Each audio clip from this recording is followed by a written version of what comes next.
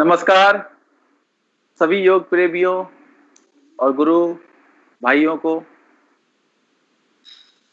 आप सभी का स्वागत है तहे दिल से हमारे साथ इस कार्यक्रम यौगिक चर्चा फूड ब्रेन के साथ में। तो you all are welcome and today we have our guest Preeti Rao ji in the series of Panch Tattva, 5 elements. The today's element is air, वायु। आज का जो तत्व है जिसके बारे में वो हम लोगों को जानकारी देंगी in reflection to the ecology, yoga ecology, वो है वायु तत्व। वायु योग की भाषा में अगर बात करें वायु की तो कहते हैं पंच वायु है, 5 वायु है। क्या आपको पता है कि जब आप खाना खाते हैं भोजन के पश्चात एक खास वायु है जो आपके भोजन का पाचन करने में सहायक होता है, आपके भोजन की पाचन क्रिया को अच्छी तरह से संपादित करता है। क्या आपको पता है भोजन के पाचन के पश्चात उसे शरीर से बाहर करने के लिए एक्सक्रीटरी सिस्टम जिसका जो कार्य करता है उसके लिए खास वायु का उपयोग होता है। इसी तरह से 5 वायु, उसका हर एक वायु का अपना फैकल्टी है।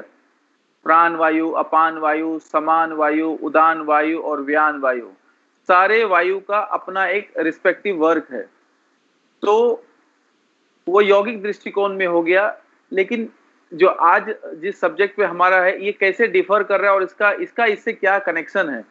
और वायु जो पृथ्वी तत्व, अग्नि तत्व, वायु तत्व, जल, आकाश तत्व, ऐसे 5 पंच तत्व में ये जो वायु एलिमेंट है एज ए एलिमेंट, उसका हमारे दैनिक जीवन में जो भी उपयोग और बना सके जीवन, we can improve the quality of our life. So let me welcome on behalf of everyone प्रीति राव जी, एक बार फिर से आपका स्वागत है। हरिओम। आज के कार्यक्रम में आपका फिर से स्वागत। हाँ जी, तो कैसे हैं आप? बहुत अच्छे। और अभी प्रसन्नता और ज्यादा हो जाती है जब हम को आसपास आते हैं।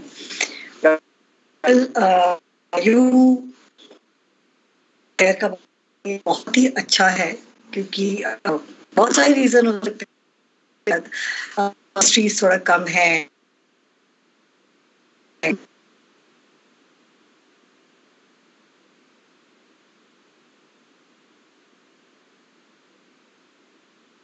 मुझे लगता है कि हम इंसानों का में हमारी है। तो इसमें बहुत कुछ है, जैसे मैंने अभी बताया कि या तो वो हमारा ट्रैवलिंग हो जो आजकल एकदम कम है। और मुझे बहुत अच्छा लगता है कि टेक्नोलॉजी से देखे आज हम लोग इतने सारे लोगों से बिना कहीं गए हुए मिल पा रहे हैं। इतना अभी लगता है कि इतना ट्रैवलिंग जरूरी नहीं है जितना हम लोगों ने सोच रखा था कि बहुत जरूरी है।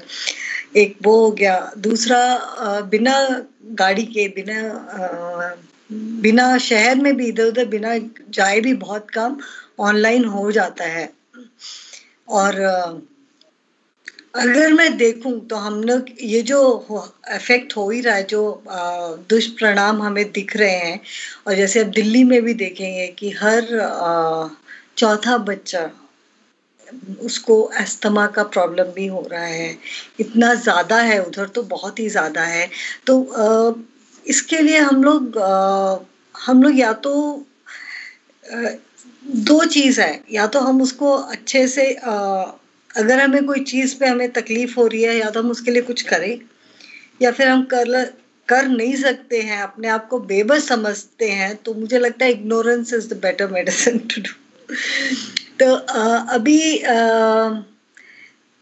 परिस्थिति तो है ही, लेकिन आप जानते हैं कितना हमारा जो अमेज़न है, जो साउथ अमेरिका में है अमेज़न, वो बोला जाता है कि वो धरती का लंग्स हैं और इतना ज़्यादा वहाँ पे वनस्पति है, इतनी ज़्यादा वहाँ पे बायोडाइवर्सिटी है। लेकिन पिछले कुछ सालों तो नहीं मैं बोलूँगी, डिकेड्स बोलूँगी, 10-20 सालों में वहाँ पे हर मिनट में 2000 पेड़ कट रहा है, हर मिनट में। तो अगर हम लोग डिस्ट्रक्शंस देखें तो कहीं ना कहीं तो उसका इफेक्ट पड़ेगा ही।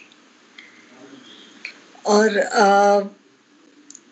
जितना हमारा प्रोडक्शन भी है, जैसे मैंने अपने पिछले बातों में भी बात किया था, बताया भी था कि हम लोग जो गिफ्ट कल्चर है हमारे सोसाइटी में, जो गिफ्ट हम लोग जिसका कोई मतलब नहीं है वो भी हम गिफ्ट देते हैं, आते हैं। लेकिन आप बोलेंगे अभी गिफ्ट या वायु से क्या कनेक्शन है?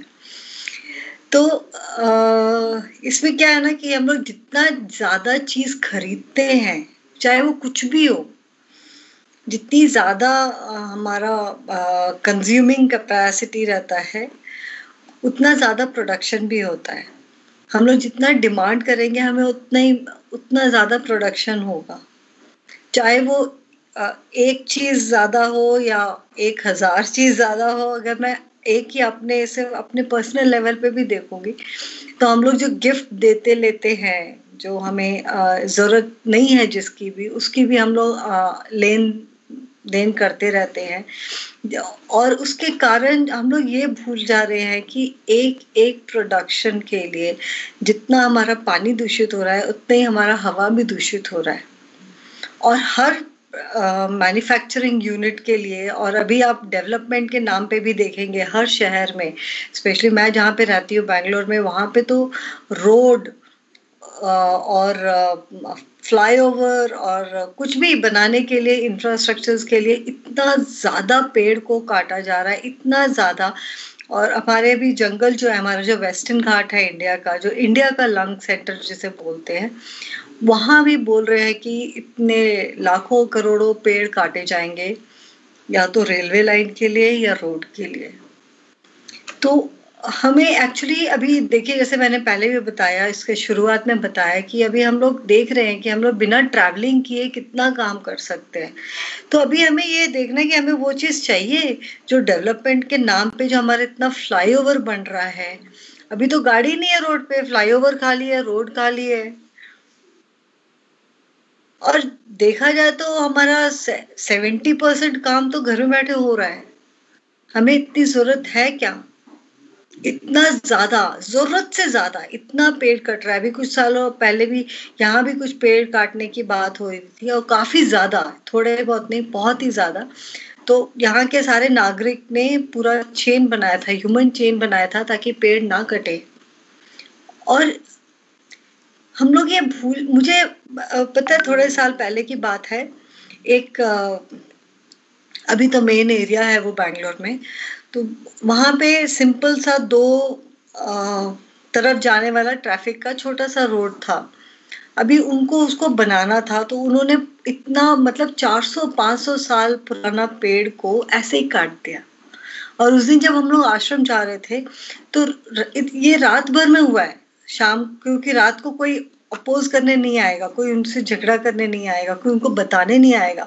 इन लोगों ने चोरी के जैसे रात को पूरा पेड़ काट दिया। और उस रास्ते से जब सुबह हम लोग गए, तो ऐसा लगा ना कि जैसे हम लोग किसी शमशान घाट से जा रहे हैं। इतना तकलीफ हुआ, इतने बड़े बड़े 400-500 साल पुराने पेड़ रोड के किनारे में ऐसे गिरे हुए हैं। अगर मैं पेड़ में भी अगर जान है, और हम जानते हैं उस पे जान है, और हम उससे कितना कनेक्टेड हैं, हमारा हम वो जो सांस छोड़ता है वही सांस हम लेते हैं। अगर वो ही नहीं है तो हम लोग कैसे जाएंगे? और वो जब वो पेड़ गिरा था, इतना तकलीफ हुआ था, इतना ज्यादा तकलीफ हुआ था कि मैं बता नहीं पाती हूँ। लग रहा था कि सच में कोई बहुत सारा डेड बॉडी पड़ा है, और हम लोग इससे बीच से गाड़ी चलाते हुए जा रहे हैं, और ये वो पेड़ों ने अपने जीवन को ऐसे ही दान दे दिया, या मैं कि हम जैसे इंसान अपने गाड़ी को ले जा सके ऊपर से फ्लाईओवर बनाने के लिए। तो जब ये हम लोग देखते हैं ना, जब लगता है, अगर आप पेड़ को ऐसे कभी जाके आप उसको अभी थोड़े दिन और पहले की बात है, मैं पेड़ों के फीलिंग्स के बारे में बता रही हूँ अभी। तो एक यूएस में है, तो मेरी आंटी है, उनके घर में ये नीम का पेड़, उन्होंने नीम का पेड़ वहां पे ग्रीन हाउस बना के रखा, तो वो खराब हो गया था, तो उन्होंने भी उनसे भी बात करना, उससे काफी बातें की उससे, तो पेड़ अभी हरा भरा हो गया। और ये पहली बार नहीं है, यहाँ पे एक स्कूल में भी एक पपीते का पेड़ था जिससे फल नहीं आ रहे थे, तो बच्चे बहुत दुखी थे कि फल नहीं आ रहा है। फिर हमने उनको बोला कि आप जाके उस पेड़ से बात करो, रोज उससे बात करो, अच्छी अच्छी बातें करो, और 6 महीने के अंदर उसमें से फल आने लगे। तो हम लोग कैसे बोले कि पेड़ में फीलिंग्स नहीं है? पेड़ में भी है फीलिंग्स। और ये देखा गया है कि जो गार्डन में अगर हम लोग कोई संगीत चलाते हैं या अपना भजन कीर्तन करते हैं या कुछ भी म्यूजिक भी चलाते हैं ना, तो वो गार्डन का पेड़ पौधे बहुत खुश रहते हैं। उनको एक बार उनमें फीलिंग है, खाली वो बात नहीं कर पाते। और अभी तो ये भी प्रूव हो गया है कि जंगल में जो पेड़ हैं वो सारे अपने जड़ से कनेक्टेड हैं, एक दूसरे से कनेक्टेड हैं। तो कोई अगर एक पेड़ को अगर इंसान काटने जा रहा है तो दूसरा को फटाफट मैसेज मिल जाता है कि कोई आ रहा है हमें काटने के लिए, और ये मैसेज पूरे शहर पूरे जंगल में फैलता है। ये तो फीलिंग्स की बात है कि कौन कितना अटैच हो सकता है पेड़ों से, और वो उसे और जब ये पेड़ कट रहे हैं ना, तो ये हमारा जो इकोलॉजिकल इम्बैलेंस हो रहा है, इसी से हमें इतने प्रॉब्लम्स हो रहे हैं, इतना बीमारियां फैल रही है हमारे शहर में, इतना जो कार्बन, मतलब कार्बन जो छूटा जा रहा है, जो गाड़ियों से निकल रहा है या इंडस्ट्रीज से हम लोग छोड़ रहे हैं हवा में, तो उसको एक्सेप्ट करने वाला ही नहीं है, कोई पेड़ ही नहीं है। तो वो क्या, हम लोग कैसे रहेंगे? हम अपने आप को डिस्ट्रॉय कर रहे हैं। और ये धरती सिर्फ हमारी नहीं है, और जो हम लोग बोलते हैं, जो मैंने बताया था कि हमारे पास सिर्फ 0.5% ऑफ वाटर है पीने वाला, लेकिन वही 0.5% में वो पेड़ भी है, उसमें वो जानवर भी हैं। तो हर चीज अगर हम देखेंगे, ये वायु हो या धरती हो या नीर हो, ये सब एक दूसरे से कनेक्टेड हैं। इतने इतने इतने ज्यादा ये कनेक्टेड है कि कोई भी एक चीज खराब होती है ना, तो हमें इम्बैलेंस दिखता है, वो हमारे वातावरण में हो या हमारे जीवन में हो। और अगर आप बोलेंगे, अब अगर आप हमें देखेंगे कि ये खाली इंडस्ट्रियल रेवोल्यूशन या इंडस्ट्रियलाइजेशन के कारण हम लोग पेड़ काट रहे हैं, वो ऐसा भी नहीं है।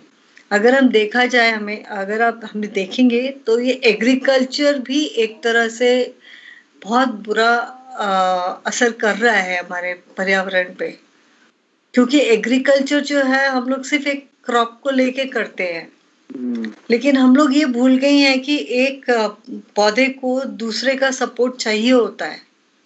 जैसे हमारे फैमिली में भी देखिए, अलग अलग एज ग्रुप के लोग हैं, हम लोग सब एक साथ रहते हैं, किसी एक को कोई तकलीफ होती है तो हमें पता चलता है। तो वैसे ही पौधे को भी एक दूसरे का कंपेनियन चाहिए। और जो ये एग्रीकल्चर जो हम लोग बोलते हैं, तो ये भी एक तरह से डिस्ट्रक्शन ही हो जाता है। तो इसका आंसर क्या है? हम लोग खाएंगे क्या? इसका सॉल्यूशन क्या है? इसका सॉल्यूशन है, इसको हम लोग बोलते हैं फार्मिंग विद ट्रीज के साथ, पेड़ों के साथ अपनी खेती बाड़ी कीजिए, तो ये नेचुरल फार्मिंग हो जाता है। तो इसमें हम लोग की इतनी मेहनत की जरूरत नहीं पड़ती है। अभी नेचुरल फार्मिंग पे मैं दोबारा आऊंगी, लेकिन इसका भी काफी अच्छे अच्छे एग्जाम्पल्स हैं, वो भी काफी कुछ हो रहा है हमारे देश में इसके ऊपर। लेकिन अभी जो जैसे पिछले सप्ताह जो हमने मुंगेर में किया, ये खस को लगाया, ये खस हमने क्यों लगाया पता है? ये 4 स्लिप, मतलब 4 घास खस का इज इक्वल टू 1 ट्री। वो हवा से, हमारे वायु से इतना ज्यादा कार्बन को ले करके जमीन में डाल देता है। उसका इतना कैपेसिटी है वेटिवर का। कितनी बड़ी ब्यूटीफुल चीज है ना, मतलब as a human being we exhale carbon but the tree inhale carbon। वो हमारे द्वारा छोड़े गए एक्सहेल किया हुआ कार्बन को वो एब्जॉर्ब कर लेते हैं। तो एक्चुअली वो हम पे उपकार कर रही है। पर what are we doing to the planet, to the पर्यावरण, ट्रीज के साथ? वही ये इनकाउंटर, ये इसके लिए आपने जो सॉल्यूशन बताया, इसका सिलसिलेवार ढंग से, सिस्टमेटाइज ढंग से कुछ सॉल्यूशन दे सकते हैं क्या? हाँ, मैं बताती हूँ। जैसे ये हमने बताया कि ये पहले इसका मल्टीपल सॉल्यूशंस हैं, पहले एक एक करके हम लोग देखते हैं। तो जैसे ये वेटिवर है, सो वेटिवर स्लिप जो है ना, ये 4 वेटिवर के घास जो मैंने बताया, it's equal to 1 big tree. इतना वो कार्बन सोख करके जमीन में डाल देता है। एक तो ये हो गया, हवा में ये कैसे काम करता है। पानी में ये क्या करता है, वो रोड के अगर पास में सॉरी, रोड के पास में अगर मिट्टी का ऐसा ढलाई है तो वो उसके मिट्टी को पकड़ता है। अच्छा। और वो वाटर को हार्वेस्ट करता है। वहां पे जो गिरा हुआ है वो पानी को सोख करके नीचे ले आता है। तो पानी, हमारा बारिश का पानी बर्बाद नहीं होता है, नाले में नहीं जाता है। और क्या है, ये जो पानी वो ले रहा है वो उसको प्यूरिफाई भी करता है। उसका, जैसे अगर कोई माइनिंग जैसा एरिया है या कहीं पे सूवेज का है पानी, जो उनको मालूम नहीं कैसे ट्रीट करना है, तो ये वेटिवर लगाने से ये सब उसको प्यूरिफाई कर सकता है। और एक तो वो पानी को साफ कर दिया, हमारे मिट्टी में उसमें पोषण दे दिया, और हवा का पूरा कार्बन को उसने ऐसे ही ले लिया। और ये वेटिवर, और इसका ये प्रूफ हो चुका है। और इसमें जैसे ये बोलते हैं ना, कार्बन डाइऑक्साइड को, जैसे इंडिया अगर आराम से, इसका काफी कैलकुलेशन वगैरह भी है, लेकिन ये आराम से 10,000 बिलियन वेटिवर जो है, it can take so much to I mean in terms of area it can translate 200 billion square meter, which is around 2 lakhs of square meter। बहुत बड़ा बात है, बहुत ज्यादा, बहुत बड़ा बात है। और 1 स्क्वायर मीटर में जितना हम लोग वेटिवर लगा सकते हैं, 0.3 into 0.5 मीटर के स्पेस में, वो 15 किलो कार्बन आराम से ले सकते हैं, एब्जॉर्ब कर सकता है। इसका कहाँ, इसके क्या प्रोसेस क्या है इसको यूज लगाने का और लेने का? नहीं, ये बहुत ही सिंपल है। इसको हमें कुछ एकदम ही आसान तरीका है। उसको ऊपर भी ज्यादा देने का जरूरत नहीं है। 6 से 8 इंच ऊपर रखेंगे और वो उसको जमीन में पास में लगाते रहेंगे, और ये 1 साल में 10 गुना ज्यादा बढ़ जाता है। तो आप एक जगह लगाएंगे ना, तो वहां से लेके आप दूसरी जगह भी आराम से लगा सकते हैं। इतना आसान है। और ये सबसे अच्छी बात है कि ये हमारे भारत का है। करेक्ट। हाँ, तो ये सब हमने बहुत कुछ इसका देखा, इसी के कारण हमने इसको गंगा में, जहाँ पे मिट्टी का कटाव होता है, इसको लगाने का कोशिश किया था। और इसको अभी और करना है। एक तो ये हो गया। दूसरा सॉल्यूशन, दूसरा जो है, ये नेचुरल फार्मिंग का है। That is tree farming with trees and बीज। तो इसमें नेचुरल पॉलिनेशंस, और जब हम लोग ट्री लगाते हैं, ये नहीं कि हम विदेश का कोई भी पेड़ लाके लगा दिया, नहीं। इसमें क्या होता है ना, कि अगर हम अपने देसी पेड़ को लगाएंगे तो उसमें हमें उसको देखभाल करने की जरूरत नहीं पड़ेगी। ये उसका अपना देश है, वो अपने आप उगेगा, अपने आप उगेगा। और वो अपने देश का पेड़ है, तो उसमें बीमारियां भी कम आएंगी। उसको हमें उतना देखने की जरूरत नहीं। हाँ, एक पॉज देता हूँ, मैं एक इलैबोरेट करता हूँ, क्योंकि दर्शक जो हमारे देख रहे होंगे उनको एक क्लैरिटी ले आए।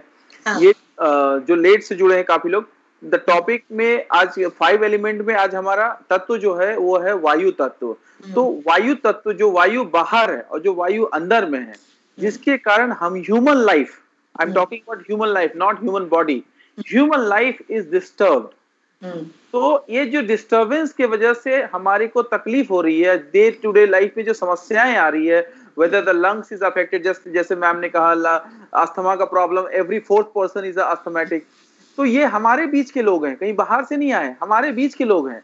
तो ये जो चीजें बता रही है, ये इतना अच्छा सॉल्यूशन है कि हम जो कार्बन डाइऑक्साइड छोड़ते हैं, जो CO2 रिलीज करते हैं, वो नेचर में प्लांट एब्जॉर्ब कर लेता है, जिससे कि हम सरवाइव कर पा रहे हैं। व्हाट इफ अगर वो एब्जॉर्ब ना करे? कल्पना करके देखिए कि अगर वो एब्जॉर्ब ना करे। या मैं एक और चीजें कहना चाहूंगा आप लोगों से, 1 मिनट या 90 सेकेंड के लिए अपने नाक को बंद कर लीजिए, मुंह को बंद कर लीजिए, नाक को बंद कर लीजिए, and try to live and see how you feel. Do you feel the same comfort? नहीं मिलेगा वो जो आनंद मिलता है स्वच्छ हवा में। और अब आप वही चीज को महसूस करो जब आप पोल्यूटेड एरिया में हो, जब काफी फुल ऑफ पोल्यूशन में हो, आप शहर में हो, और आप जब गांव में जाते हो और शुद्ध वायु में अनुभव करते हो, तो कहीं ना कहीं आपको ये एहसास है the importance of purity in air. वायु में शुद्धता का क्या इंपॉर्टेंस है, ये आपको एहसास है।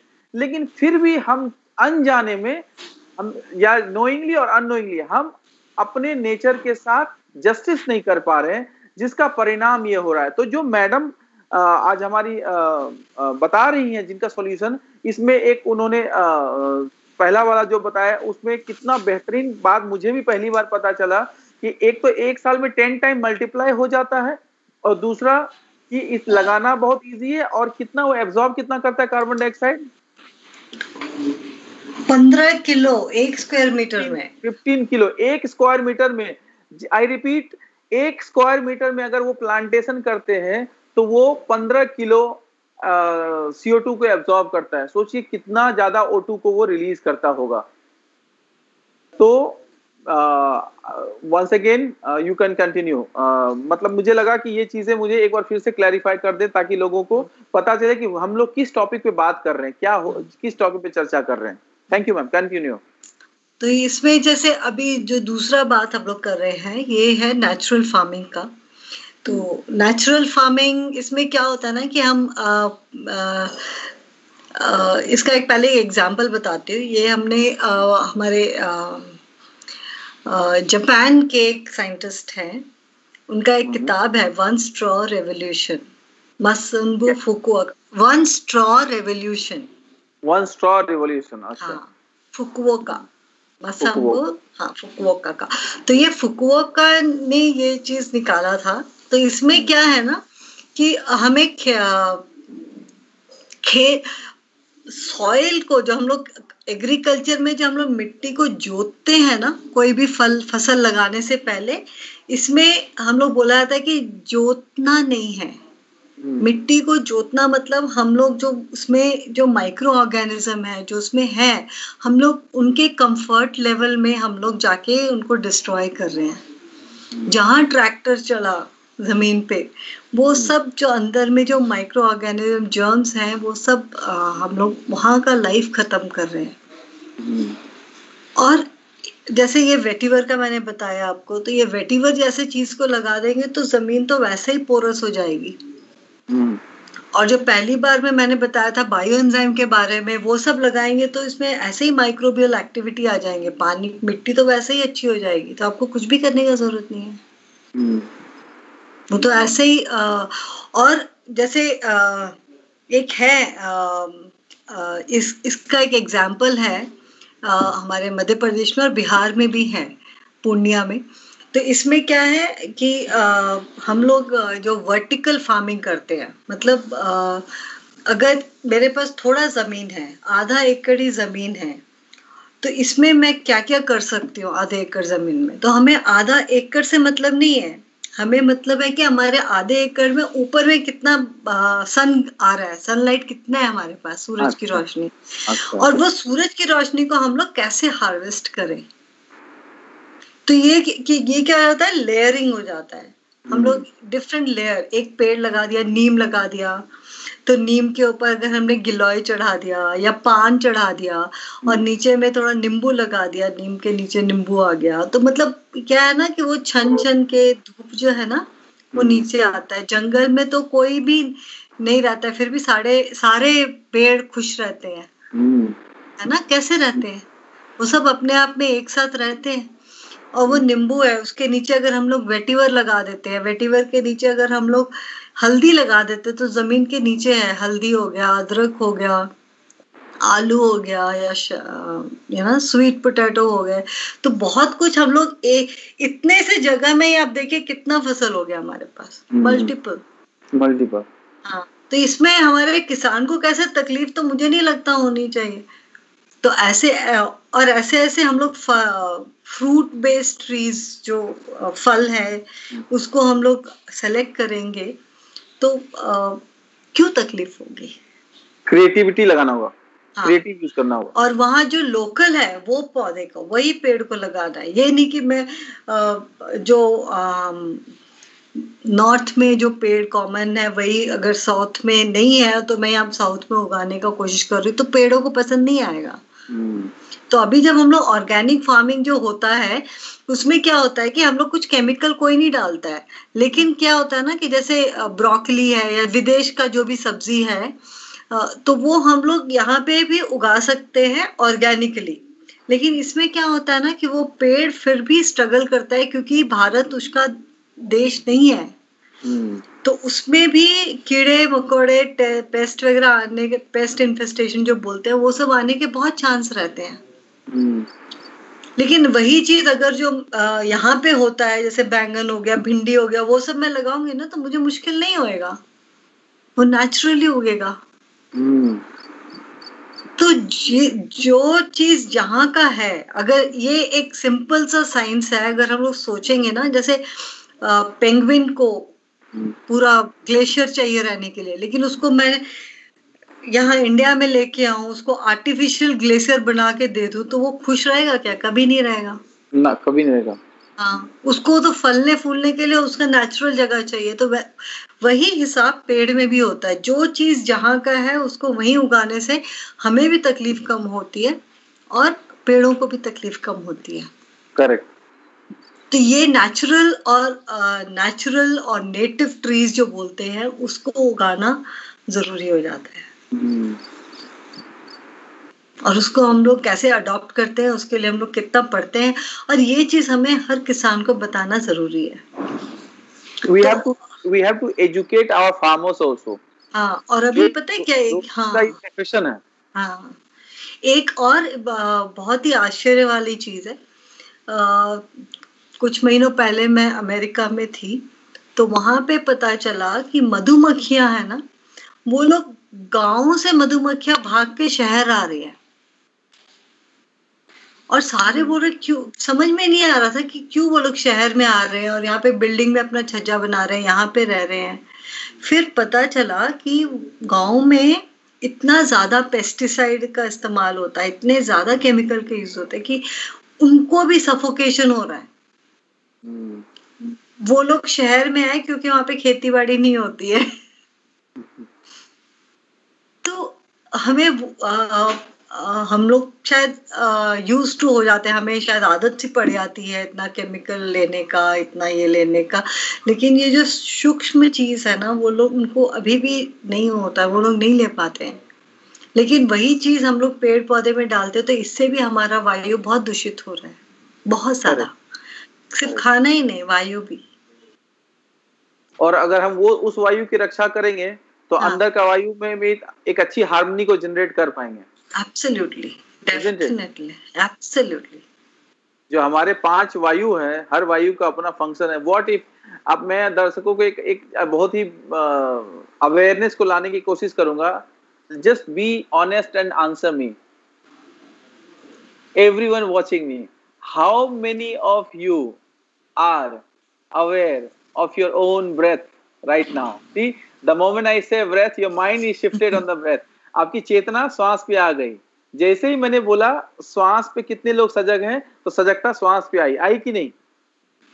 पर ये जो सजगता आपने लाया, ये जो सजगता अवेयरनेस आई आपके ऊपर में, यही सजगता जो ये वायु के ऊपर मिलाई, ये हमारे अंदर जो चल रही है वायु, यही सजगता बाहर के वायु के ऊपर में मिलाना है, हमें ऑब्जर्व करना है। क्यों? अगर थोड़े दिन, अगर आपके बिल्डिंग के नीचे अगर कोई पेस्टिसाइड या कैसा कोई केमिकल का होता है ना, आजकल नगर पालिका वाले लोग धुआं करते हैं कोई मच्छर मॉस्किटो का, तो एक स्मेल आता है ना, खास करके इमीडिएटली पता चलता है ना कि स्ट्रॉन्ग है वातावरण, you are not able to breathe properly.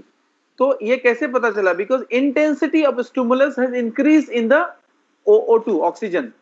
हमारे जो वातावरण में व्याप्त वायु है उसमें उसकी उस गैस की इंटेंसिटी बढ़ गई है। तो अब वो ऑफ कोर्स जर्म्स को मारने के लिए किया गया, लेकिन आपकी सजगता वहां पे गई है।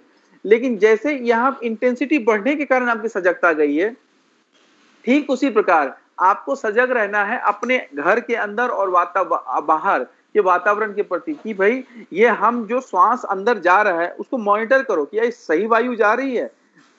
अच्छा, अगर नहीं जा रही है तो उसमें ये नहीं कि आप यहाँ रह रहे हैं तभी, आपका वायु के शुद्धिकरण में योगदान क्या है? What is my contribution, what is my role to keep my air clean? जो हमारे इर्द गिर्द वातावरण है उसमें व्याप्त वायु है, उसको शुद्ध रखने के लिए हम क्या कर रहे हैं? तो ये सारी चीजें जो बता रही हैं आप, बहुत ही महत्वपूर्ण जानकारी है। इसको अगर भी सीख करके और उसका एक प्रैक्टिकल एप्लीकेशन करें, क्योंकि मेरा मानना है theory will remain a theory if you don't apply, तो किताब में ही रह जाएगा। It has to be a practical application. तो जो आप मैडम से सीख रहे हैं, प्रीति मैम से सीख रहे हैं, मैं चाहूंगा कि आप इसका ट्राई कीजिए, अपने घर में अप्लाई कीजिए, अपने इर्द गिर्द के वातावरण में लगाइए, या एक एसोसिएशन बना करके किसी का बर्थडे है तो उसके बर्थडे में वो प्लांटेशन का एक कार्यक्रम कीजिए और लगाइए, जिससे कि आप अपने आसपास के वातावरण को शुद्ध रख सके, वायु को शुद्ध रख सके। मैम कह रही है। तो ये खाली यहाँ पे मैं कुछ जोड़ना चाहूंगी, खाली गिफ्ट का बात नहीं है। अगर हम कोई पौधे को घर में लाते हैं, वो खाली पौधा ही नहीं है, वो एक लाइफ है, उसमें एक सांस है, उसमें भी सांस है। तो उसके लिए हमें देखभाल करना भी उतना ही जरूरी है। सिर्फ लगा के छोड़ दिया ऐसा नहीं होना चाहिए। उसको लगाया है, अगर किसी बच्चे ने लगाया है तब तो ये बहुत ही अच्छी बात है। उसको ये जिम्मेदारी दे कि तो आप उसको देखो, ये तुम्हारा ही है। तुम जैसे बड़े हो रहे हो तो ये पेड़ भी तुम्हारे साथ साथ ही बड़ा हो रहा है। और जब वो बच्चा बड़ा होगा तो उसको वो पेड़ से फल भी मिलेगा। तो उसको हमें वो जो कनेक्टिविटी है ना, वो बहुत जरूरी है। खाली ये फॉर्मली या ऐसे पेड़ है लगा दिया खत्म ओवर, ऐसा नहीं होना चाहिए। उसको देखना, देखभाल करना, उसकी जिम्मेदारी लेनी। और ये पेड़ जो होते हैं ना, इनको ज्यादा नहीं, इनको 2-3 साल आप देखेंगे ना, उसके बाद वो अपने आप हो जाता है बहुत ही अच्छे से। तो मैं एक ये जो, और ये पेड़ का देखभाल कैसे करते हैं, जो पिछले सेशन में मैंने बताया था कंपोस्टिंग के बारे में, खाद बनाने के बारे में। तो अगर आप उस लाइफ को अपने घर में ला रहे हैं तो उस लाइफ के लिए आपको खाना बनाना भी जरूरी है। करेक्ट। तो कंपोस्ट करना जरूरी है, उसका आप कंपोस्ट कीजिए, वो पौधों को दीजिए खाना। और ये बहुत जरूरी हो गया, इतने ज्यादा।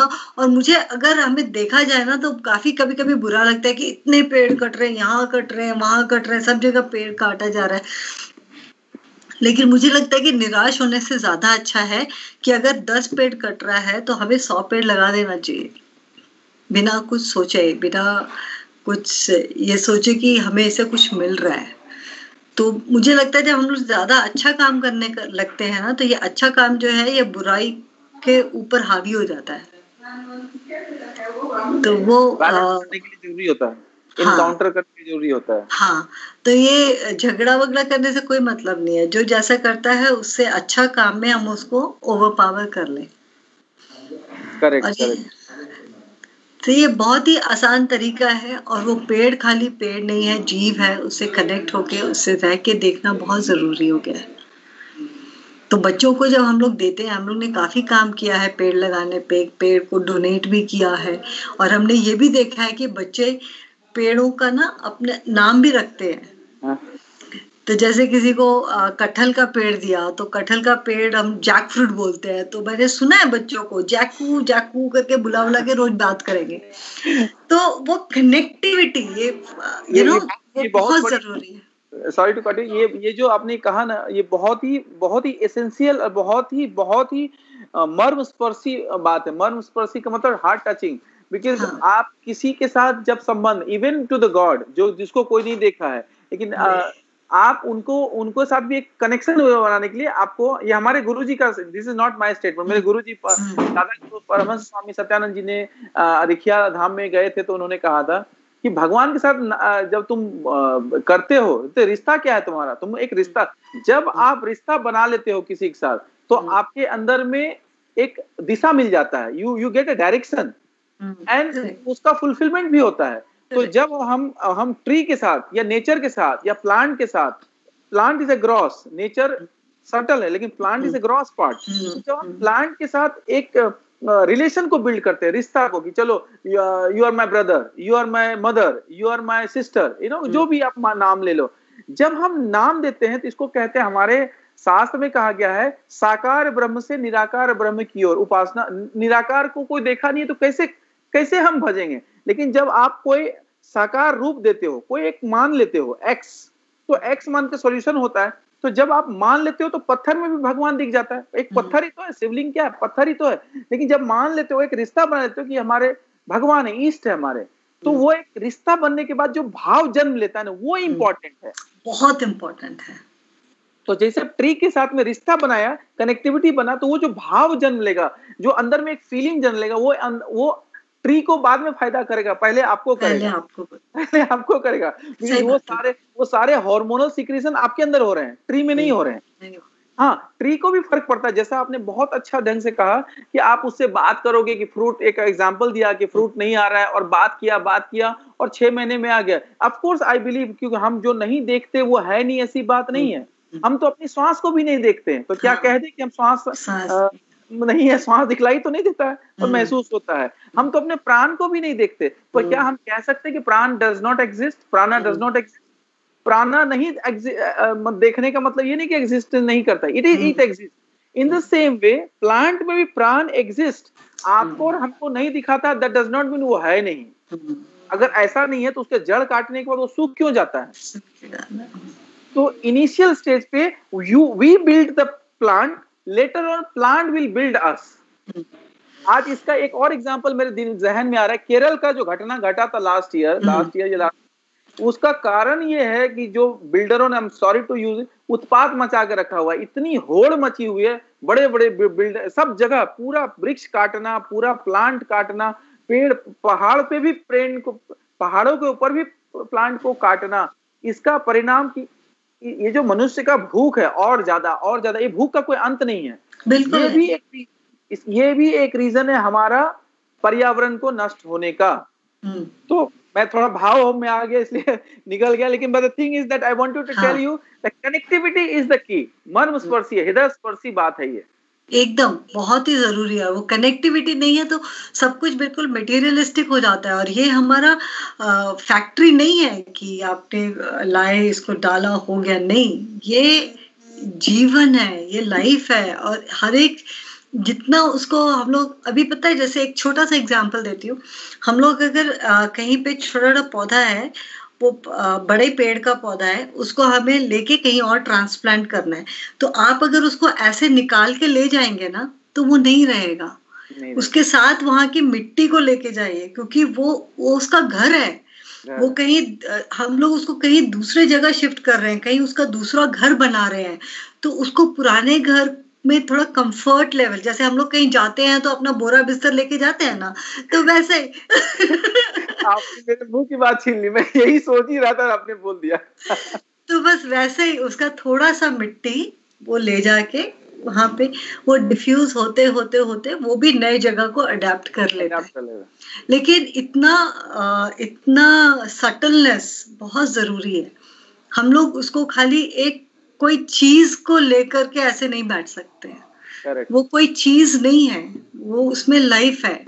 अभी अगर हम लोग बोलेंगे ना कि जैसे मैंने एक कुछ लिखा था पेड़ के ऊपर, एक जगह देखा था कि किसी ने पेड़ काट दिया था, काफी बड़ा पेड़ था, और दुख तो जो हुआ वो तो हुआ, लेकिन पता है 2-3 महीने के बाद जो कटा हुआ पेड़ था ना, उससे भी पत्ते निकल आए। तो मैं कैसे बोल दूं कि वो जो काटा हुआ है उसमें जीवन नहीं है, उसमें भी जीव है, नहीं तो वो नया पत्ता क्यों आएगा? Correct, correct. ये सब जब मैं देखती हूँ ना, मुझे वही लगता है कि हमारा ये जो जीवन भी है, ये मरने के बाद खत्म नहीं होता है। हम हम लोग खाली ट्रांसफॉर्म हो जाते हैं। इन बातों को समझने के लिए एक सेंसिबल हार्ट का होना बहुत जरूरी है। एक सेंसिटिव हार्ट जो आई मी माई से ऊपर उठ के सोचे, क्योंकि जब आप आई मी माई पे सोचेंगे तो अगर आपको अपने सहूलियत के लिए, अपने कंफर्ट के लिए अगर वृक्ष काटना है तो आप उसको एक्सेप्ट कर लेंगे, easily you will accept it. But जब आई मी माई से ऊपर उठ के सोचेंगे हम, तो वी एंड आवर्स पे सोचेंगे, तो हम सोचेंगे कि यार अरे ये वृक्ष कटेगा, मुझे फायदा होगा, लेकिन मेरे एक फायदा इंपॉर्टेंट है या मेरे समाज के 10 लोगों का फायदा इंपॉर्टेंट है। तो ये मुझे लगता है कि ये जो एक कल्चर बन गया है ना, आई मी माई, आप देखो, मतलब we have become so narrow, consciousness become so narrow that only concerned about only our own personal belongingness and things and their requirement. तो अगर ये थोड़ा ऊपर उठ के sympathize और empathize जो भी आप कह लें, ऊपर उठ जाए और सोचे, तो शायद ये हम, क्योंकि आज तो आदमी अपने पड़ोसी के बारे में नहीं सोच पा रहा है, दूसरे के बारे, तो पेड़ तो बहुत दूर की चीज है, पेड़ तो एक अलग ही मतलब जीव अलग ही जीव हो गया। तो जैसे अगर आप पेड़ का आप देखेंगे ना, तो अगर पेड़ कटता है तो वो खाली एक पेड़ नहीं कटता है, वो एक पूरा कम्युनिटी है। करेक्ट, पूरा एक कम्युनिटी है। उसमें कितने पक्षियों का घर होता है, कितने चींटियों का घर होता है, कितने टर्माइट होते हैं उसमें, कितने स्पाइडर्स होते हैं उसमें, और भी बहुत छोटे। ये सारी चीजें आप जान रही हैं तो, लेकिन कई सारी चीजें जो हम नहीं जान रहे हैं। हाँ सही बात, अवेयर है। हाँ, तो उसमें बहुत कुछ है। तो वो एक, जैसे लगता है ना कि ये पूरा अगर वो पेड़ कटा है तो वो पूरा एक दुनिया उजड़ गया है। कितने का पूरा दुनिया उजड़ गया, वो पूरा एक कम्युनिटी है। एक एक छोटा छोटा चीज, और इतना तकलीफ होता है। आप सोचिए, अमेज़न में जो मैंने आपको शुरुआत में बताया, 1 मिनट में 2000 पेड़ काटा जा रहा है। किस लिए काटा जा रहा है? हमारे खाने के लिए। और खाना हमारे लिए नहीं है, वो खाना फूड इंडस्ट्री का है, जिसमें हमें पैकेट में जो खाना आता है उसके लिए और पैकेजिंग के लिए। मुझे तो लगता है कि मतलब सबसे बड़ा एनिमल अगर कोई इस प्लैनेट पे है तो वो मनुष्य ही है।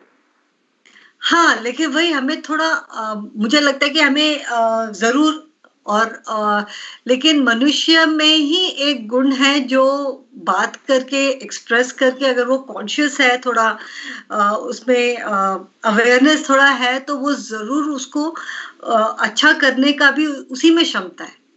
बिल्कुल, अगर वो मनुष्य युक्त हो कला, साहित्य और संस्कृति के साथ, तो वो मनुष्य बन जाता है। लेकिन अगर ये माइनस हो जाता है और सेल्फ एटीट्यूड, आई मी माई में चला जाता है, ये भी योग का ही सब्जेक्ट है। आई मीन योगा इकोलॉजी और योगा अलग थोड़ी ना है, it's related to the nature. आपने अभी भी कहा जो ब्रह्मांड में है वो हमारे अंदर भी तो है। आपने पंच तत्व में पृथ्वी तत्व बोला, तो क्या पृथ्वी तत्व अंदर नहीं है? क्या वायु तत्व अंदर नहीं है? क्या जल तत्व अंदर नहीं है? अगर अंदर नहीं है तो कैसे 3 हिस्सा पानी और 1 हिस्सा जमीन बाहर है, और वही स्थिति अंदर भी है, 3 हिस्सा पानी है और 1 हिस्सा सॉलिडिटी अपने अंदर में भी है। क्या हीट नहीं है अपने अंदर? फायर, अग्नि तत्व नहीं है? क्या बहुत है। तो सारे तत्व तो हैं, लेकिन क्या are we sensitive enough even to think about it? ये क्वेश्चन बनता है। और अगर मैं हमारे आपके स्टॉक से, अगर मेरे कोई भी एक आदमी भी इसको सोचने लगे, इसके प्रति थोड़ा सेंसिटिव हो जाए, and to think about this 5 element, the importance of this 5 element, and also in reflection to the external, to the internal, internal to the external, तो मुझे लगता है ये जो हम कर रहे हैं, मेरा करना सार्थक हो जाएगा। हाँ, और मैं भी यही चाहती हूँ कि हमें खाली एक कोई पेड़ को कोई चीज के जैसा नहीं देखना चाहिए। वो एक जीव है, उसमें एक जान है, हमें उसको उसी सूक्ष्मता से उसका आदर करना है, या ग्रैटिट्यूड है जितना हम किसी भी जीव का करते हैं। और वो इतना ज्यादा है, मतलब आप देखें, एक बुक है, उसमें ये भी बताया गया है कि पेड़ आपस में बातें भी करते हैं। अच्छा। हाँ, detox, and it's so beautiful. आप उसको बुक को पढ़ने से लगता है कि हम लोग कितना मिस कर रहे हैं लाइफ में। और लेकिन हम अभी जिस फॉर्म में हैं, मुझे लगता है उतना हम लोग अगर कनेक्ट हो जाए हमारे आसपास चीजों से। और ये क्या है ना, जैसे धरती है ना, मैंने शुरू में भी बोला था, ये धरती जैसे हर चीज के लिए है, इंसान उसमें सबसे ऊपर है ऐसा नहीं है, लेकिन हमें अपने उस ईगो को छोड़ के हमें अपने आप को हर चीज के साथ कनेक्ट करना जरूरी है। हम भी उसी के पार्ट है, हम ऊपर में हैं, पेड़ पौधे नीचे हैं, जानवर हमसे नीचे हैं, ऐसा कुछ नहीं है। हम लोग किसी से कोई सुपीरियर नहीं है, खाली हमारा फॉर्म अलग अलग है। सबका अपना योगदान है। हाँ, सबका अपना योगदान है। लेकिन ये दुर्भाग्य है कि मनुष्य ने सब पे अपना एक अधिकार समझा है। हाँ, ये एक बहुत बड़ी विडंबना है, दुर्भाग्य है। और मैं मनुष्य की बात इसलिए कर रहा हूँ, कोई you can't comment on particular person, क्योंकि हम बात कर रहे हैं ह्यूमन ब्रेन का, क्योंकि कोई ना कोई जो सोच रहा है वो ह्यूमन माइंड ही तो सोच रहा है ना, ऐसा। सही बात है। तो एनिमल तो इकोसिस्टम का पार्ट है, वो अपने सिस्टम के अनुसार ही कार्य कर रहा है। अगर जैसे वो अपने कोई बाघ है, शेर है, तो वो हिरन और बकरी को खा रहा है, बकरी है, हिरन है तो वो पत्ते को खा रही है, तो वो they are the part of this cycle, वो तो नेचर ने क्रिएट किया है। लेकिन हम जो कर रहे हैं वो क्या नेचर ने बनाया है, ये सोचने वाली बात है। ये सोचने वाली बात है। और इसमें हम लोग जैसे अपने ही आसपास इतना असंतुलन वातावरण पैदा कर रहे हैं, वो हमें ही सुलझाना है, क्योंकि ये गलती हमारी ही है। और जितना जल्दी हम अपनी गलती को सुधार सके उतना सबके लिए अच्छा है, और हर इंसान के लिए, है ना। करेक्ट। इसमें जैसे आपके बैकग्राउंड में अभी काफी ग्रीन दिखलाई दे रहा है, जो आपने कहा मुंगेर का ही दृश्य है, हमारे सोची घाट का। तो अब आप बताइए, इसका मूड से भी कितना फर्क पड़ता है। कोई आदमी का मूड डाउन है, डिस्टर्ब है, डिप्रेस फील कर रहा है, तो कहते हैं ना, डॉक्टर भी प्रेस्क्राइब करते हैं कि आप जाओ कोई हिल स्टेशन या कोई ग्रीनरी प्लेस में जाके समय बिताओ। तो आप एक्चुअली कर क्या रहे हो? You are connecting with the nature, and the more you connect with the external nature, you are connected to the own nature, internal nature। जो बाह्य प्रकृति से हम जुड़ते हैं, ग्रॉस लेवल पे संबंध बनाते हैं, तो हमारी आंतरिक प्रकृति से हमारा भी संबंध मजबूत होता है, उसकी नींव मजबूत होती है बहुत। और वैसे जब आपकी नींव अपने आप के साथ मजबूत होगी, तो क्या कोई डिप्रेशन में जाएगा? क्या कोई सुसाइड के लिए सोचेगा? कभी नहीं। आपको एक मालूम है, आपको एक पेड़ के बारे में मालूम है? उसका नाम सीता अशोक है। अच्छा। और ये पेड़ पंचवटी में सीता इसी के नीचे बैठी थी। अच्छा। और ये पेड़ अभी भी है भारत में, और इसके नीचे अगर किसी के मन में सुसाइड करने का भी अगर आ भी जाता है इमोशन, अगर वो उस पेड़ के नीचे 10 मिनट खड़ा होगा ना, तो उसका ये भावना खत्म हो जाएगा। नाम भी अशोक, जो शोक को ले लेता है। अशोक, सीता अशोक, उस पेड़ का नाम सीता अशोक है। And it is known for removing the depression. और जापान में अभी डॉक्टर्स भी प्रिस्क्राइब कर रहे हैं, फॉरेस्ट बाथ बोलते हैं उसको। तो जो लोग डिप्रेशन है उनको बोलते हैं आप फॉरेस्ट में जाओ, रहो वहां पे, थोड़ा घूम के आओ, तो उसको फॉरेस्ट बाथ बोला जाता है। हम मनुष्य नेचर से, प्रकृति से दूर होते जा रहे हैं। और यकीन मानिए, जितना आप प्रकृति से दूर होंगे, बीमारी उतने के करीब पाएंगे खुद को। चाहे वो मानसिक बीमारी हो, चाहे वो शारीरिक बीमारी हो, चाहे मनोदैहिक हो, साइकोसोशल, साइकोसोमेटिक या इमोशनल प्रॉब्लम हो। सही बात। कहीं न कहीं हम नेचर को दोहन किए हैं, नेचर से दूर हुए हैं। बहुत ही। तो मैं इस संदेश, इस प्रोग्राम के माध्यम से आपसे संदेश आग्रह करना चाहूंगा कि आओ चलें प्रकृति की ओर। स्लोगन देना चाहूंगा, आओ चले प्रकृति की ओर। जरूर। और छोटे चीज, हमें बहुत कुछ बदलने का लाइफ में जरूरत नहीं है। थोड़े चीज को अगर हम लोग थोड़े सेंसिटिव हो जाते हैं, या थोड़ा अपने लाइफस्टाइल, हमारी जो जीवन शैली है, उसको थोड़ा उसमें बदलाव लाते हैं, तो बहुत कुछ हो सकता है। बहुत कुछ होता है, बहुत कुछ हो सकता है। So let's connect to the nature. Yes, let's connect to nature. बहुत अच्छा मजा आ गया, मतलब आपके साथ इन सब टॉपिक पे बात करके मैं भी अपने आप को काफी मतलब सीख रहा हूँ, बिकॉज मैं आप बात करते करते मैं नोट्स भी बना रहा हूँ आपके पॉइंट का। मुझे अच्छा लग रहा है कि ये सारी चीजें जानना चाहिए और लोगों को जितना हम अवेयर कर सके। See ultimately even the my master has said, you are not here to change the world, but you are here to change yourself. Absolutely. But मैं मानता हूँ if somebody can be inspired to see my action and behavior and my responsibility to towards the nature, that will be the achievement, that is a yoga for me actually. Absolutely. जितना कर्म करेंगे उतना फल भी मिलेगा. That is a byproduct. I am not wondering what that is a byproduct. हाँ, तो एक ही लाइफ है, लगता है कि जितना हो सके उतना अच्छा काम करते जाके, जितना ज्यादा जितना जी भर के कर सके एकदम. और इसके दृष्टिकोण में मुझे मेरे मन में भी अभी अनायास ही मन में इच्छा आ रही है कि मतलब वैदिक विलेज टाइप का ऐसा एक कल्पना आ रहा है कि इस तरह का हो, यौगिक विलेज, जिसमें पर्यावरण को ज्यादा प्राथमिकता दिया जाए रादर देन की आज देखो आप इतना ज्यादा हम पर्यावरण से दूर हो गए और किसके करीब गए हैं, इंस्ट्रूमेंट कॉल मोबाइल, हम उसके बिना रह ही नहीं पाते। और स्वामी जी कहते हैं डिजिटल उपवास, डिजिटल फास्टिंग।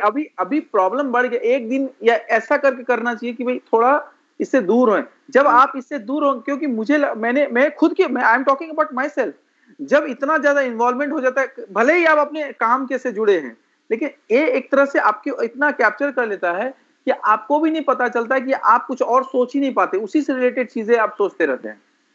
और ये इतना डिजिटल के कारण भी हमारे वायु पे बहुत इफेक्ट पड़ रहा है, बहुत ज्यादा पर्यावरण पे इफेक्ट पड़ रहा है। इतना ज्यादा इसमें इलेक्ट्रोमैग्नेटिक वेव है ना, ये पूरा वायु के संतुलन को खराब कर रहा है। तो वो डिजिटल फास्टिंग जरूरी है, और सिर्फ आपके और मेरे लिए नहीं, मुझे लगता है सबके लिए जरूरी है। तो इस पे हम लोग काफी वायु पे इस पर डेफिनेटली इफेक्ट पड़ेगा। इसका डिजिटल फास्टिंग का वायु पे भी इफेक्ट पड़ेगा, डेफिनेटली काफी फायदा होगा, क्योंकि थोड़ा इलेक्ट्रोमैग्नेटिक वेव कहीं ना कहीं तो कम होगा, लेकिन वो खाली एक दो लोगों से नहीं, मुझे लगता है सबको करना जरूरी है। और सब अपनी जिम्मेदारी समझे, देखना बुराई नहीं है, जरूर देखिए, आप मोबाइल को जरूर रखिए। लेकिन अच्छा, एक और बात मैंने महसूस किया, आपको पता है जब आप घंटों मोबाइल हाथ में रखते हैं और लगातार रखते हैं, तो इसके एक वाइब्रेशन होता है, मोबाइल में एक वाइब्रेशन होता है और एक हीट भी जनरेट करता है, वो आपके हाथ को भी, हाथ के अंदर जो ऑरा है उसको भी अफेक्ट कर रहा होता है। वही है इलेक्ट्रोमैग्नेटिक वेव। और आप एक चीज और सुन लीजिए, जब आप इस हाथ में मोबाइल रखेंगे, और जो मैंने बायो एंजाइम का बात किया था पहले वाले में, पानी वाले में, एक हाथ में आप थोड़ा सा बायो एंजाइम रख लीजिए, थोड़े हाथ में मोबाइल रख लीजिए, एक में मोबाइल, आपको वाइब्रेशन पता ही नहीं चलेगा, वो पूरा वाइब्रेशन बायो एंजाइम सोख ले लेता है। इसलिए बायो एंजाइम को स्प्रे करना हवा में बहुत जरूरी है। मेरे घर में एक कोने में हमेशा एक बायो एंजाइम रहता है, ताकि घर में इलेक्ट्रोमैग्नेटिक फील्ड कम रहे। हमारे घर में इस पे काम करने की जरूरत है। मेरे घर में टीवी नहीं है, हम लोग जितना कुछ कम कर सकते हैं उतना कम किया है। टीवी से भी इलेक्ट्रोमैग्नेटिक फील्ड बहुत होता है, लेकिन हाँ लैपटॉप है, वाईफाई है तो है, लेकिन बगल में अप टू सर्टेन से, अदरवाइज आज देखिए इसके दुष्परिणाम जहाँ है तो उसके कुछ अच्छे भी पहलू हैं। सही बात है। इतनी अच्छी जानकारियां हो रही है, और आपके माध्यम से हम, और हमारे माध्यम से, इस चैनल के माध्यम से काफी लोग इसको अगर देख रहे हैं, और अगर उनको में से एक लोग भी अपने जीवन में फर्क ला रहे हैं, तो ये इसके एडवांटेज है, इसके प्लस पॉइंट है। मतलब ये वही बात हो गई कि चाकू, ये छुरी है, अगर एक डॉक्टर के हाथ में है तो किसी को जीवन ऑपरेशन करके बचा के जीवन दे सकता है। एक माँ के हाथ में है तो वो खाना बना करके पेट का भोजन पोषण कर सकती है बच्चे का और अपने परिवार का। और एक यही चाकू क्रिमिनल के हाथ में है तो किसी का जान ले भी सकता है। तो चाकू का तो अपना किसके हाथ, हु इज ऑपरेटिंग। तो मैं इसके खिलाफ नहीं हूं कि आप मोबाइल मत रखिए या ये मत रखिए, लेकिन आप मोबाइल चलाइए, मोबाइल आपको नहीं चलाना चाहिए। हाँ, सही बात है। हो रहा है ये कि मोबाइल हमको चला रहा है, तो समस्या बढ़ रही है। तो हमने जो अभी वर्टिकल फार्मिंग का जो मैंने आप बताया था, नेचुरल फार्मिंग का, हमारा यही प्रोजेक्ट हम लोग मुंगेर में भी करने जा रहे हैं। जहाँ पे वेटिवर लगाया है वहां पे हम लोग फूड फॉरेस्ट बनाने भी जा रहे हैं। तो फूड फॉरेस्ट और फूड फॉरेस्ट का मतलब फूड फॉरेस्ट का मुंगेर में लगाने जा रहे हैं। हाँ, ताकि वहां पे कोई भी भूखा ना रहे, जब बाढ़ आए तब भी सबके पास खाना मिले। कोई भी फल वेटिवर का वृक्ष का बीज लगता है या नहीं? वृक्ष नहीं है, ये एक तरह का घास है। और घास है मतलब वो तो खाली साइड से निकाल के ही होता है, बीज से नहीं होता है ये प्रोपोगेशन। तो एक तो वेटिवर बताया आपने, दूसरा आपने बताया फूड फॉरेस्ट है जिसमें खाना भी हमें मिले। तो खाना जैसे पपीता मिल गया, जामुन मिल गया, आम मिल गया, इसी का जंगल लगाओ। तो वेटिवर फूड फॉरेस्ट बहुत इंटरेस्टिंग है। और भी कुछ है इसमें? जो भी हमें काम की चीज है, जैसे हम उसमें अपना रीठा भी उगा सकते हैं, या कोई शिकाकाई उगा लो, तो हमारे साबुन की जरूरत ही नहीं है। तो हर चीज, जिस चीज है वो हम इसके साथ साथ उगा सकते हैं। Very interesting. So to conclude, what is your message on the last, to wind up, what will be your message to the audience before you leave? I think we are almost close to the our discipline of the time. 1 hour is almost done. तो आपका क्या message रहेगा हमारे दर्शकों के लिए, ताकि वो अपने वायु को शुद्ध रख सके? इसमें वो जैविक वाला तो लगा, जैविक वाला तो आपका बहुत अच्छा लगा जो आपने, उसको थोड़ा इलाबोरेट और कर देंगे? आपने कहा स्प्रे के बारे में, वो बायो एंजाइम, मैंने आपको पहले वाले एपिसोड में बात किया था इसके बारे में। बायो एंजाइम जो कि पानी को शुद्ध रखता है और इससे हमारा वायु में भी प्रदूषण कम रहता है। तो बस एक ही बात है कि आप अपने जीवन शैली को देखें, जितना नेचुरल हो सके उतना कीजिए। पेड़ लगाइए, खाली पेड़ लगाइए नहीं, उसकी देखभाल भी कीजिए, ताकि वो भी आपके साथ हमेशा रहे, और ताकि बाद में पेड़ आपकी देखभाल कर सके, बाद में पेड़ देखभाल कर सके। Good good good. बहुत बहुत धन्यवाद आपका प्रीति जी, जुड़ने के लिए और इतनी महत्वपूर्ण जानकारी को सरल भाषा में हम तक पहुंचाने के लिए, बताने के लिए। तो फिर से एक बार दिल से धन्यवाद करते हैं और अनुरोध है कि अभी हम लोग का तीन तत्व हो गया ना। हाँ। तो अभी 2 तत्व के लिए और अगले सप्ताह हम आपका इंतजार करेंगे। जरूर। बहुत बहुत धन्यवाद जुड़ने के लिए। तो देवियों और सज्जनों, ये हमारी गुरु बहन प्रीति राव जी बेंगलोर से, इनका आध्यात्मिक नाम आत्म प्रीति जी है और ये बहुत सिंसियरली, शिद्दत से प्रकृति के ऊपर काम कर रही है, 5 एलिमेंट के ऊपर भी काम कर रही है, पंच तत्व के ऊपर में काम कर रही है। और जो भी इन्होंने शेयर किया ये इनका अनुभव है। It's not like a theoretical ज्ञान दैट शी इज शेयरिंग, वो अनुभव कर रही है और उसको आप तक पहुंचा रही है। अगर आपको इनके ज्ञान से जरा भी लाभ हो रहा है या कोई प्रश्न उठता है, इसी तरह का कोई प्रश्न है, तो आप इसके नीचे कमेंट में जरूर लिखिएगा, और ताकि वो अगली बार जब आए तो हम इनसे आपके प्रश्न को पूछ सकते हैं और ये सहस्र आपके प्रश्न का उत्तर देंगी। हम एक बार फिर से प्रीति राव जी का धन्यवाद करते हैं और आप सभी को भी धन्यवाद करते हैं। आपने सुना, हम इतना ही आग्रह करेंगे कि ये पर्यावरण जिसका अमूल्य है, इसका कोई मूल्य नहीं है। जब हवा सहस्र रूप से मिलता है उसकी कीमत हम नहीं कर पाते हैं। कहते भी है ना, जब कोई चीज हमें सहज और सरल रूप से उपलब्ध हो जाती है तो हम उसकी कदर नहीं कर पाते हैं। तो वो गलती आप ना करें। When we get things easily available to us, we don't respect that. तो मैं यही आग्रह करना चाहूंगा दोनों हाथ जोड़ करके कि आप अपने पर्यावरण की रक्षा कीजिए, आप अपनी प्रकृति की रक्षा करिए जो बाह्य प्रकृति है, और वो पर्यावरण आपकी रक्षा करेगा, हमारी रक्षा करेगा, हमारे समाज, हमारे राष्ट्र की रक्षा करेगा। तो इसी के साथ हम विदा लेते हैं। आपका समय शुभ हो। हरिओम तत्सत। हरिओम तत्सत।